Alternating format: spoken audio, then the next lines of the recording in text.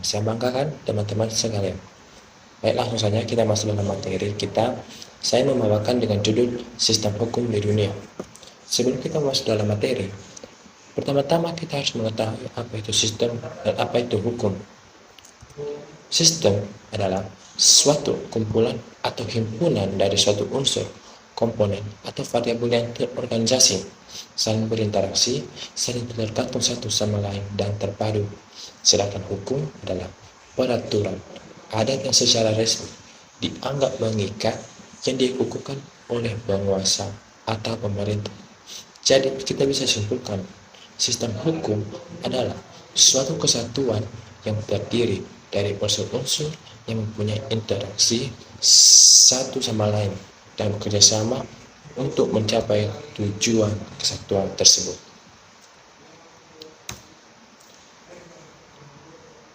Di dunia ini, sistem ada 5, yaitu pertama, Eropa kontinental atau disebut civil law system, yang kedua, Anglo-Saxon atau disebut common law system, dan yang ketiga, sistem hukum Islam, dan yang keempat, sistem hukum sosialis, dan yang kelima, hukum sub-Sahara atau African law system. Tapi sebelum saya membahasnya, di sini yang saya jelaskan yang saya tahu saja teman-teman ya. Karena yang saya tahu, karena yang saya search di Google cuma 5 sistem. Tapi kalau ada tambahan dari teman-teman, saya sangat bersyukur jika ada saran dari teman-teman. Baik, langsung masuk kita pada materi yang pertama, yaitu sistem hukum Eropa kontinental atau civil law system. Sebelumnya, sistem hukum ini dulunya hanya dianut oleh negara-negara Eropa kontinental yang berakar dari sumber dari hukum Romawi yang disebut dengan civil law. Jadi sistem hukum yang dianut oleh negara Eropa kontinental ini dengan bahasa lainnya yaitu civil law ya. Civil law. Jadi penggunaan terminologi civil law ini dikarenakan adanya karya oleh Raja Justinianus, dan karyanya itu disebut dengan Corpus Juris Civilis. Pasti kita bertanya-tanya, apa itu Corpus Juris Civilis? Apa sih? Kok baru tahu apa itu Corpus Juris Civilis itu? Di sini saya menjelaskan bahwa Corpus Juris Civilis adalah kompilasi aturan hukum yang dibuat oleh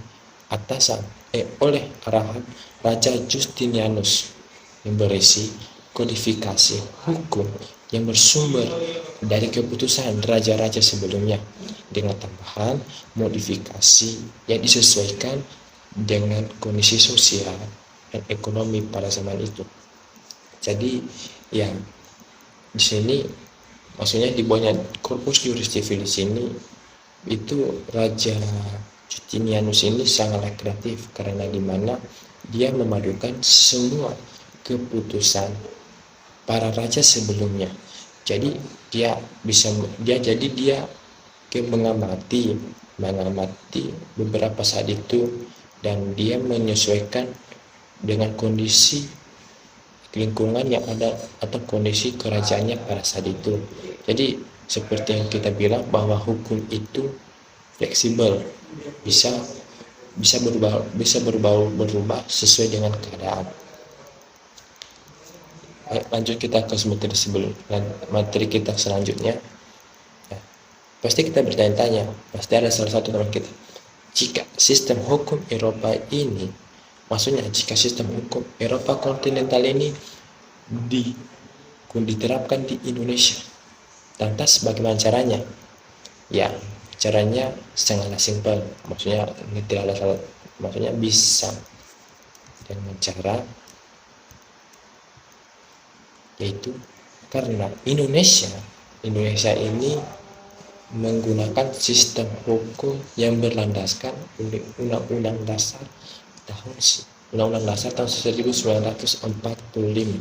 Jadi sebelumnya tadi kita mengatakan bahwa jadi sistem hukum Eropa ini mempunyai ciri yaitu lebih mengutamakan legislatif atau negara hukum yang berkarakter administratif dan menganggap hukum itu tertulis. Jadi maksudnya sudah melekat dalam diri Indonesia bahwa sistem hukum di Indonesia itu adalah sistem hukum yang tertulis yang berlandaskan oleh Undang-Undang Dasar tahun 1945, yang maksudnya bahwa kebenaran dan keadilan terletak pada ketentuan yang tertulis.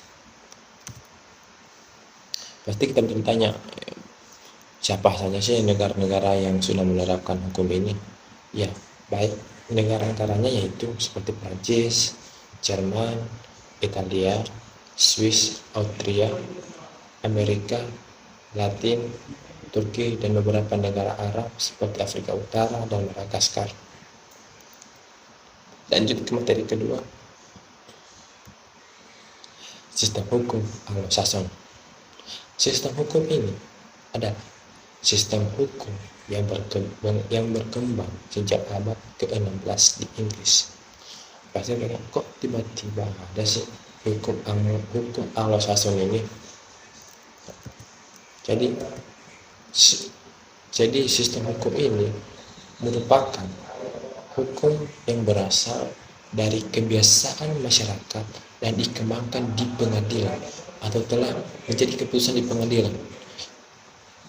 Terus, sistem hukum ini juga mempunyai sumber hukum yang berasal dari kebiasaan dan kemudian menjadikan sistem hukum ini disebut common law system atau unwritten law. Artinya hukum tidak tertulis seperti hukum adat. Jadi kan hukum adat ini kan hukum tidak tertulis. Jadi ya sudah suatu kebiasaan masyarakat dalam suatu daerah tersebut. Terus kalau kita bertanya apa sih itu hukum tidak tertulis? Yaitu hukum yang tidak dituangkan atau tidak dituliskan dalam sebuah perundang-undangan. Seperti hukum tertulis juga merupakan hukum yang hidup, berjalan dan tumbuh dalam kehidupan masyarakat. Seperti saya bilang tadi, seperti hukum adat. Kan hukum adat ini berkembang dari para leluhurnya dari atas sampai ke bawah. Karena hukum yang seperti saya bilang tadi dari awal, karena hukum ini merupakan kebiasaan masyarakat. Jadi itu tidak bisa diubah. Oke, masuk ke jadi di sini kita bahas apa sih perbedaan hukum yang pertama dengan hukum di sini. Kok bisa ada dua-duanya gitu. Jadi perbedaannya yaitu jika common law system barusan kita bahas ini ya, jadi hukum Anglo-Saxon ini itu ya berasal dari putusan hakim atau judgment law. Sebenarnya seperti putusan hakim tadi. Kemudian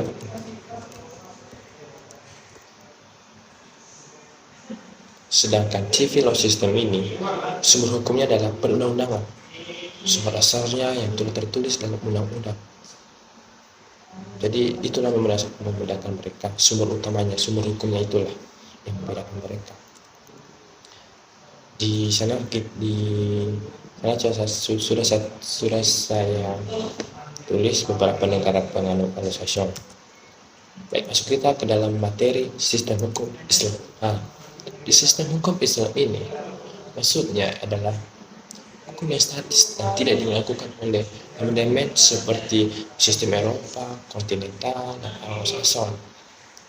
Tapi perubahan dalam hukum Islam bisa dilakukan dengan metode penafsiran berdasarkan pada keilmuan dan terisi hukum Islam, seperti melalui fikih, hadis, dan ijtihad yang telah ditentukan oleh ahli-ahli fikih.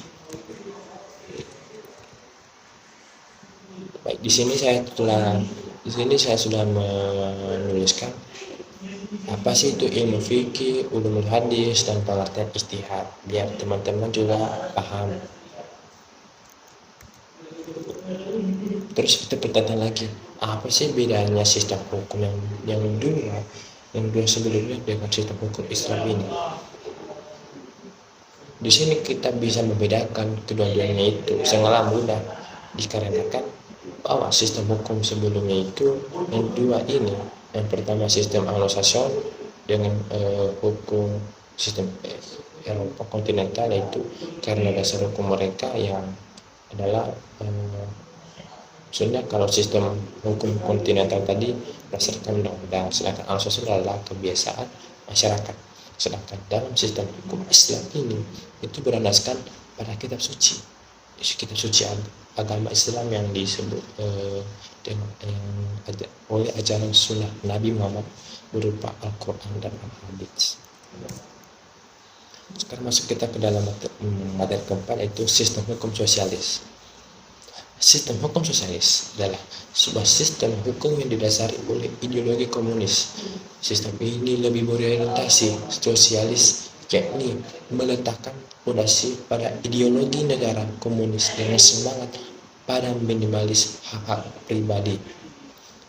Terus sistem hukum sosialis ini berasal dari hukum Uni Soviet yang dikembangkan sejak tahun 1917, di mana pada tahun ini terjadi revolusi Oktober yang mengakhiri pemerintahan kerajaan Rusia. Hukum ini mengalami penyebaran melalui politik demokrasi rakyat ke negara-negara di Eropa dan Asia. Terus sumber hukumnya sih dari mana? Kan pasti kita bertanya, pasti dasar dari semua hukum itu pasti ada sumbernya gitu. Jadi sumber hukum sosialis ini adalah keputusan tertinggi para penguasa berupa kebijakan pemerintah atau sebuah negara. Intinya tidak ada sumber hukum yang resmi yang mana bahwa hukum adalah penguasa negara atau hukum pembela rakyat, proletar. Maksudnya proletar ini adalah istilah yang digunakan untuk mengidentifikasi kelas sosial paling rendah. Anggota kelas tersebut disebut proletariat. Awalnya sistem ini digunakan Awalnya istilah ini sering digunakan untuk menjelaskan orang tanpa kaya. Jadi seperti kalau proletar ini dalam bahasa seperti istilahnya menghina gitu atau merendahkan orang. Kemudian kelima, hukum Sahara atau dalam bahasa latinnya African Law System atau bahasa lainnya African Law System. Sistem hukum ini African Law System ini adalah sistem hukum yang berorientasi pada komunitas. Dalam arti lain, semua hal yang berkaitan dengan solidaritas sosial dari suatu komunitas menjadi aturan hukum yang disepakati bersama untuk dijalankan, ditaati, dan dipatuhi bersama. Pasti juga kita bertanya lagi, sistem hukumnya terus bagaimana sih? Sistem hukum gitu. Dan sistem hukum ini maksudnya gimana ya, semua warga negara terikat dengan aturan komunitasnya dan negara yang menganut sistem ini. Aturan adat atau customary rules usia sangat kuat dan hampir semua isi hukumnya adalah kodifikasi dari aturan adat. Jadi kita bisa simpulkan bahwa sistem hukum adalah produk sejarah yang sangat dipengaruhi oleh masyarakat. Kemudian hal tersebut terjadi karena masyarakatlah yang menemukan hukum dalam praktik dan menjadi alasan mengapa hukum tidak dapat dilepaskan dari masyarakat. Jadi bisa kita simpulkan, bisa kita juga bahwa hukum juga berasal dari masyarakat, kebiasaan masyarakat. Jadi dengan adanya hukum juga kita bisa juga teratur. Kalau ada yang bilang peraturan dibuat untuk dilanggar, itu sangat fatal guys ya. Jangan ditiru perkataan seperti itu. Adanya peraturan itu untuk mengatur kehidupan kita biar terarah, biar menjadi lebih baik. Mungkin itu saja yang bisa saya sampaikan pada presentasi pada saat ini. Saya sangat berterima kasih kepada teman-teman yang sudah memberikan waktunya untuk menonton video ini. Mungkin lain waktu jika kita sudah bertemu, disitulah kita memulai membahas materi ini dan kita memulai dan kita membuat pertanyaan, ruang diskusi di mana ada tanya jawab. Mungkin itu yang bisa saya sampaikan. Jika ada kata yang berlebihan, tolong dimaafkan. Mungkin terima kasih semuanya, saya ucapkan terima kasih.